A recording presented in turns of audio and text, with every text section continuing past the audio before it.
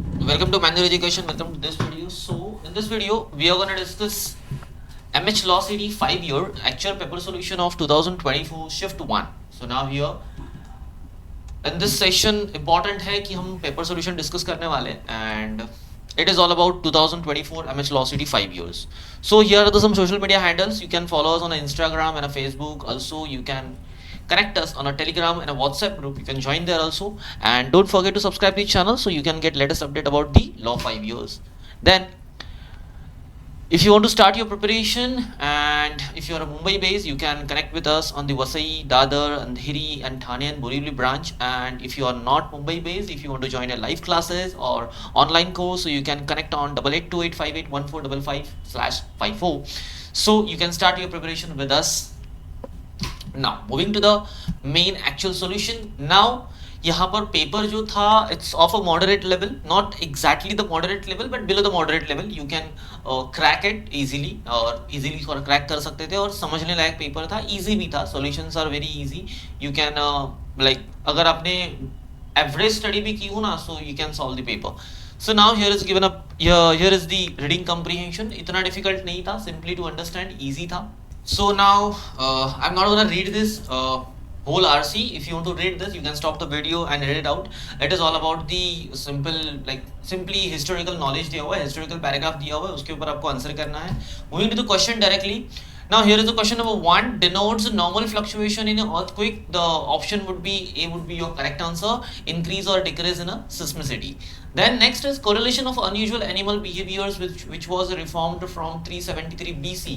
यहाँ पे इसका आंसर है option A, that is Greece. In the Greece it has happened. Then next, if you talk about question number 3, what kind of animal behavior was observed before a recent earthquake? कौन सा behavior observe किया गया था? Now here is also answer would be option A, and that is birds screeching and flying about widely.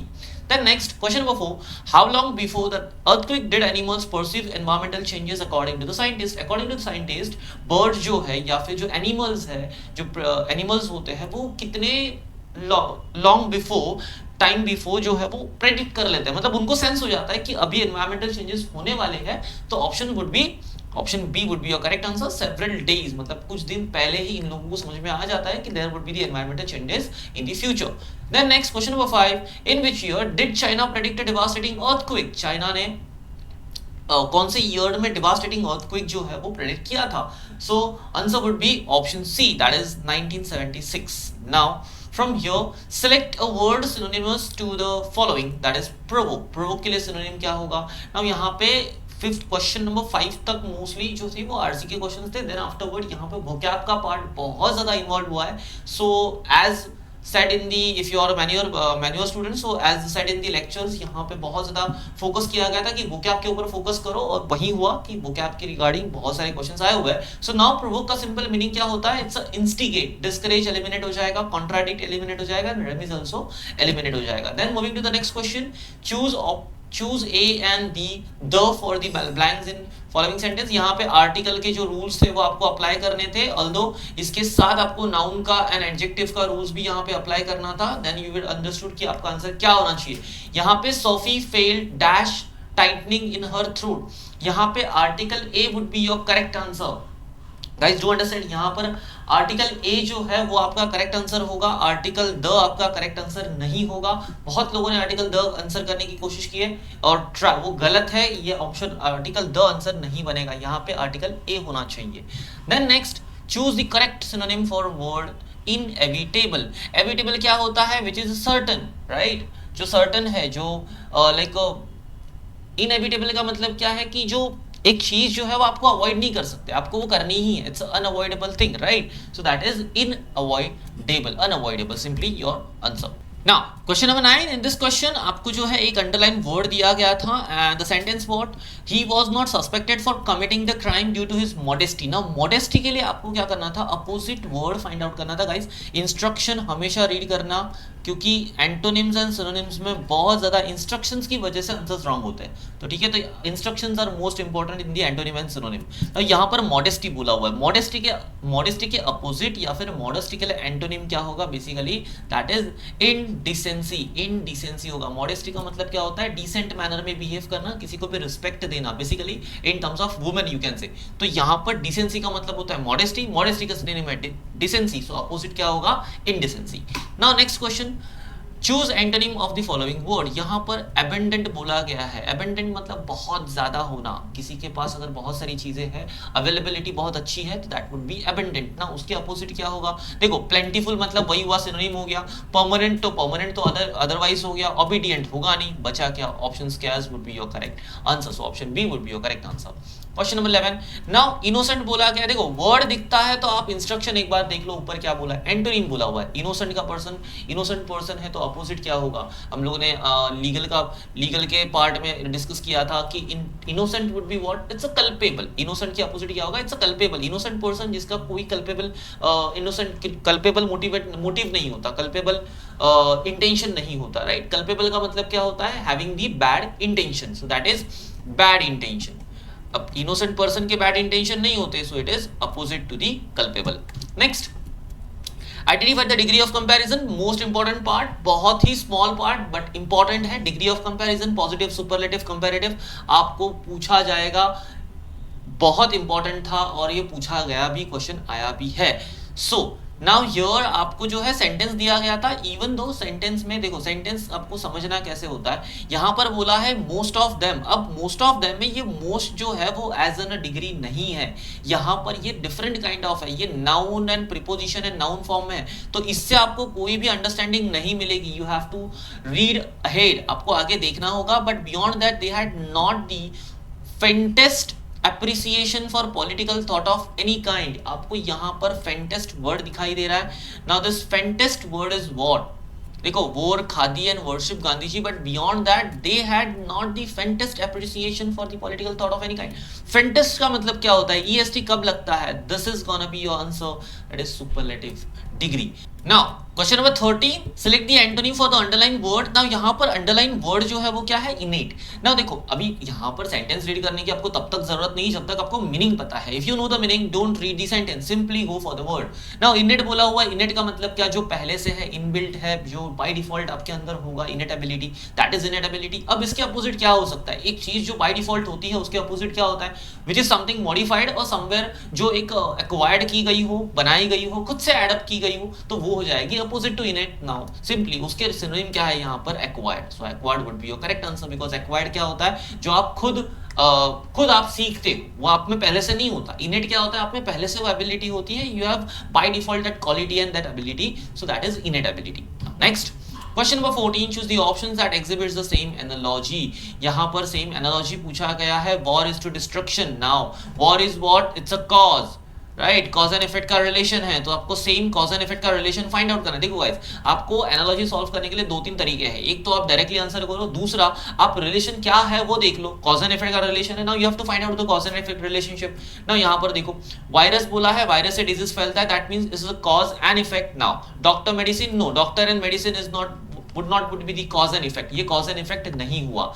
Then grass and green, ये तो colour relation है, तो colour relation तो हमें नहीं चाहिए। Owner and shop, this is also ownership वाला relation, तो ये दो तो वैसे पहले मैंने doctor and medicine course of action में आ जाएगा। एंड देन बचा क्या, option A, virus and disease would be the cause and effect. Question number 15, देखो यहां पर भी एनालॉजी पूछा है, बुक एंड कवर। अब बुक एंड कवर के बीच में क्या रिलेशन है, it's just like you can से कि इट्स अ इंस्ट्रूमेंटलिटी, राइट, एक इंस्ट्रूमेंट है, उसके रिगार्डिंग एक इंस्ट्रूमेंटलिटी थिंग है, तो बुक एंड कवर हो गया। अब पेंटिंग के लिए क्या इंस्ट्रूमेंट होगा, simply the frame would be, cover करने के लिए क्या यूज करेंगे, फ्रेम यूज करेंगे। नाउ यहाँ पे ऑप्शंस देखने की भी जरूरत नहीं है, आपके पास आंसर है frame, so option D would be your correct answer. Now question number 16, again analogy, hematology is related to blood, so phycology would be what, now phycology would be algae. Then next, improve the following sentence correctly। यहां पर improve the following sentence बोला है, यहां पर दो तरीके, sentence improvement के दो तरीके होते हैं, एक तो आप सेंटेंस को पूरा रीड करो, एनालाइज करो, then try to answer it. Otherwise अगर आपके पास ग्रामेटिकल नॉलेज अच्छा है, यू कैन रीड स्किमिंग करके रीड कर सकते हो, क्विकली रीड कर सकते हो, तो simply go for the underline part. यहां पर क्या लिखा है, एम सिटिंग लिखा हुआ है। Just go through the sentence tense. Tense देख लो, क्यों? क्योंकि वर्ब अंडरलाइन है। वर्ब अंडरलाइन है तो इसके दो सिचुएशंस हो सकते हैं। एक तो ये प्लूरलिटी एंड सिंगुलरिटी में हो सकता है, या मतलब यहां पे प्लूरलिटी एंड सिंगुलरिटी देखनी होगी, या दूसरा क्या हो सकता है, दूसरा आपका टेंस होगा। तो आपको ये दो ही चीजें चेक करनी है। अब आपके पास प्लूरल एंड सिंगुलर है तो प्लूरल एंड सिंगुलर चेक कर लो, वो तो करेक्ट है। That means you don't have to look for that. आप ऑप्शंस भी चेक कर लो। ऑप्शन में भी आपको क्या दिया है, टेंस के रिगार्डिंग दिया हुआ है ना, so that means you have to check the tense only. अब यहां पर आपको सेंटेंस रीड करने की जरूरत नहीं है, just go for the tense. Tense देखोगे you will get the idea कि आपका आंसर क्या होना चाहिए। Simply here your answer would be what, 5 years ago today। 5 years ago बोला मतलब क्या, यहाँ पे since का इस्तेमाल नहीं हुआ है। since is not used in the sentence। जब भी since होता है sentence would be the have and has formation, right? perfect tense में आ जाएगा since की वजह से। लेकिन अगर since नहीं है तो simply it will be past tense, simple past tense, and answer would be what, was sitting would be your correct answer। Now moving to the 18th question। Now select the one word for the following। यहाँ पर one word पूछा गया है। one word would be the another important part of the exam। देखो यहाँ पर भी vocab question and an image or a recording that has been convincingly altered to represent someone as a doing or a saying something that was not actually done or said। देखो legal की exam है तो legal के exam में आपको English के sections में भी लीगल के पार्ट मिलेंगे, और वही इंपॉर्टेंट अंडरस्टैंडिंग होनी चाहिए आपके पास कि आप लीगल का सेक्शन अगर लीगल की एग्जाम दे रहे हो, लीगल के लिए एंट्रेंस एग्जाम दे रहे हो, then you will be dealing with the legal part. तो यहां पर लीगल वन वर्ड सब्स्टिट्यूशन है। अब ऐसी एक चीज जिसको अल्टर्ड किया गया हो, एक ऐसा एविडेंस जिसको अल्टर्ड किया गया हो, उस एविडेंस को क्या कहा जाता है। देखो यहाँ पर नीचे देखोगे तो इलीगल दिया हुआ है, नर्वस, स्टोइक एंड डिफेक्ट दिया हुआ है। Stoic is something else, stoic का तो यहाँ पर कोई रिलेशन नहीं बनता। Nervous, it's a nervous system, it's a characteristics, तो ये तो निकल जाएगा। बचा इलीगल। अब इलीगल एंड डिफेक्ट में दोनों ऑप्शंस में आपको कंफ्यूजन हो सकता है। Illegal, it is related about a law. हमें लॉ के रिगार्डिंग यहां पर सेंटेंस में कुछ भी नहीं बोला है। लॉ के रिगार्डिंग कुछ भी नहीं बोला कि पापा ये legally oppose to the legal policy है, अपोज टू द लॉ है, ऐसा कोई भी टर्म यूज नहीं है। That means legal you can, illegal you can eliminate. Option A would be your correct answer, that is defect. Now question number 19, one word for the decision made by the public voting. जो public voting से decision बनता है, we called it as plebiscite. उसको क्या कहा जाता है, plebiscite. ये थोड़ा सा डिफिकल्ट था, अगर कुछ लोगों ने इसको अच्छे से रीड किया हो तो समवेयर उनको आंसर मिलेगा, otherwise not possible. Then next question number 20, identify the correct spelling. Spelling मतलब स्पेलिंग के रिगार्डिंग तो इन्होंने बहुत अच्छे से बहुत ज्यादा क्वेश्चंस दिए, तो अच्छा खासा आपको स्कोर करने का चांसेस था यहाँ पर, अगर आपको स्पेल अगर अच्छे से आती है तो। नाउ जुरिस डिस्टिंक्शन नहीं होता यहाँ पर, डबल आर यूज किया है, इनकरेक्ट है। Jersey diction would be the uncorrect. देखो यहाँ पर ये जो पार्ट है ये इनकरेक्ट है ना। जुरिस, जुरिस इज अबाउट जज, राइट? जुरिस इज अबाउट जज, तो ये करेक्ट फॉर्मेशन है। यहां पर भी जुरिस है, बट देन जुरिसडिक्शन यहाँ पे आईडी यूज किया है, ये भी एलिमिनेट हो जाएगा, ये भी एलिमिनेट एंड ये भी eliminate. Option C would be your correct answer. See next, identify the correct spelling. Again correct spelling they are asking, and now here देखो ऑप्शन ए में बोला है disasters, option B says disastrous, then disasters and disaster. यहां पर problem ये है कि यहां पे डिजास्टर दिया हुआ है, but then they are talking about the adjective. Now this would get eliminate. यहां पे डिजास्टर्स नहीं होता, ये ईआर नहीं होगा, तो option A gets eliminate, option B would be your correct answer. Question number 22, यहाँ पे सेंटेंस दिया हुआ है, my brother has gone to the Hyderabad last year. Correct the sentence by improving the bold part. यहाँ पे बोल्ड पार्ट आपका क्या है, वर्ब है, that means you have to deal with spelling, you have to deal with tense और the singularity और plurality. तो simply देख लो ऑप्शंस में क्या है, ऑप्शन में तो टेंस है।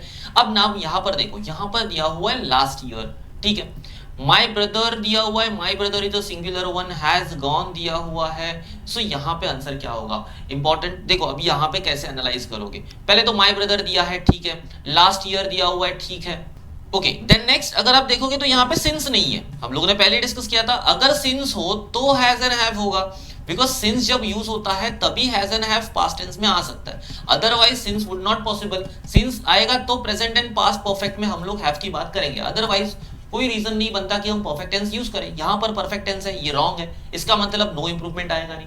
अब बचा हैड गॉन और हैव गॉन। देखो हैड गॉन तो हो नहीं सकता, ये तो चला गया। ऑप्शन बचा हैव गॉन होगा नहीं बिकॉज ये प्लूरल है, सिंगुलर हमारा सब्जेक्ट है, तो option B would be your correct answer.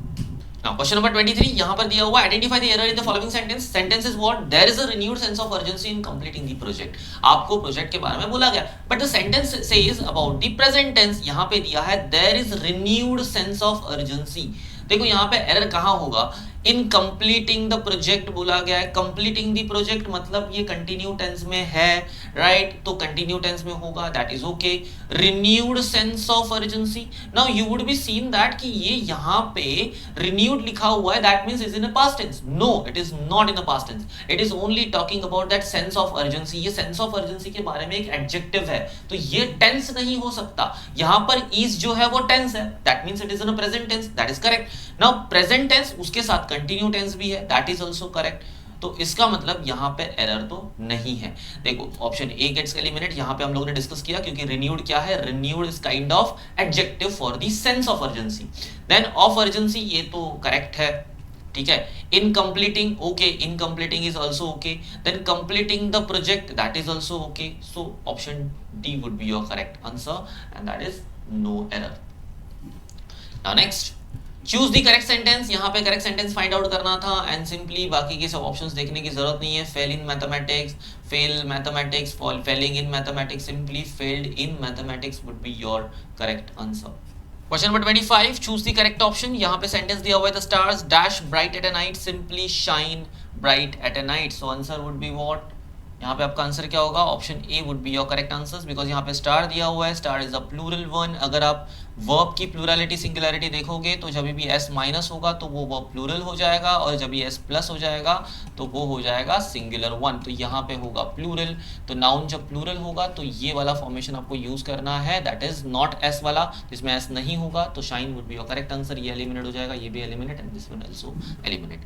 Now question number 26, choose alternative that expresses the best meaning of the expression give a false colouring. Give a false colouring, give a false colouring मतलब क्या कर रहे हो, simply गलत colours बता रहे हो, simply what is conveying you, simply misrepresent कर रहे हो ना, option C would be your correct answer. Next, select the most appropriate meaning of the given idiom phrase, break the ice, break the ice, ice को break कर देना, something like a comfortable thing, ice जैसे break हो जाता है, it is comfortable to see, now what happening is more comfortable, making more comfortable, so option B would be your correct answer. See idiom and phrases को answer करने का एक ही idea है, सिंपली फिल इट और event को देखो, event को इमेजिन करो, that would be the sense और यू कैन अंडरस्टैंड, अदरवाइज आपको रट्टाफाई करना पड़ेगा, बाहर करना पड़ेगा, that's what the thing. Then question number 28, select the most appropriate meaning of the following idiom and phrases, give the benefit of doubt. Give the benefit of doubt मतलब benefit of doubt देना। अब benefit of doubt जब आप देते हो, that means what exactly you are doing, you are giving him a chance, in short आप उसके ऊपर डाउट नहीं कर रहे, आप उसको बेनिफिट दे रहे हो, राइट। तो यहां पर क्या होगा, believe someone statement without a proof, then next, to doubt a person, to keep something away, to keep something away would not be the sense, because यहां पे डाउट और समथिंग अवे रखना इनमें कोई रिलेशन नहीं है। Option C, to doubt a person, अभी doubt दोनों जगह पर है, एक विदाउट प्रूफ भी होता है, वो तो again that would be the part of a doubt, and doubt करना is only the doubt. Now next, to doubt and give advantages to person, no, doubt करने के बाद आप advantages कैसे दोगे, would be the wrong sense. Option C and A, अब C and A में आप देखोगे तो benefit of doubt बोला है, benefit is about a positive sense। अब ये benefit of doubt क्या है, अपोजिट पार्टी के रिलेटेड है, मतलब अपोजिट पार्टी पे जो डाउट होता है उसकी वजह से आपको, अपोजिट पार्टी के स्टेटमेंट पे अगर डाउट है तो उसकी वजह से आपको बेनिफिट होगा, दैट मीन्स यहाँ पर option C gets eliminated, option A would be your correct answer. Moving to the next question, now correct spelling find out करनी है। देखो यहाँ पर mischievous दिया हुआ है, mischievous, यहाँ पे IE यूज किया है, this is incorrect। then यहाँ पे देखोगे तो EI यूज किया गया है, again this is incorrect। then remaining, देखो यहाँ पर भी I है हुआ है, तो ये तो incorrect वैसे भी है। then mischievous यूज है बट यहाँ पे E आगे है। then यहाँ पर देखोगे तो mischievous, यहाँ पे देखो EI का फॉर्मेशन रॉन्ग है, तो ये भी एलिमिनेट हो जाएगा, option A would be your correct answer. Now last question, my friends will go to visit a book dash next week, fill in the blank with the correct option। यहाँ पे correct option क्या होगा guys, book fair, यहाँ पे ऐसे लिखा जाता है ना, book fair, right। ये तो फार तो बहुत दूर हो गया, फार अवे, फियर मतलब डर होता है एंड फेयर मतलब प्राइज होता है, तो option C, B and A would get eliminate, option D would be your correct answer. So this is what the solution about the MH law CT 5 years 2024 shift 1 paper, and I hope you got the whole solution and you will use this solution video to prepare a next or future examination or future your attempt, and जिनको अभी paper हुआ है, अगर वो afterward अगर analysis देखने के बाद ये सोल्यूशन देख रहे हैं, so they would might get an idea कि what type of answer should be there and where they are getting wrong answers, क्यों रॉन्ग हुए उनके, अगर उनको वापस से अटेम्प्ट करना है, if they got fail, so for them this video would be the helpful. So if you find it helpful, hit that like button and share this video with your friends so they can get also update and ideas about the what exactly the solution of the MH Law CT 5 years 2020 shift 1 paper. And don't forget to subscribe to the channel. Thank you for watching the video.